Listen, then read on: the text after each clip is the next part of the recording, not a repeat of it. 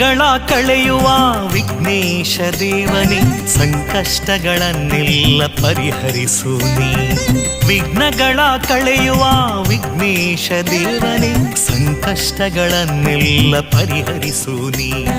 ಭಾದ್ರಪದ ಶುಕ್ಲ ಚೌತಿಗಿಳಿದು ಬಾಬಾ ಭಕುತ ಜನರ ಸೇವೆಗುಲಿದು ಹರಸು ಬಾಬಾ.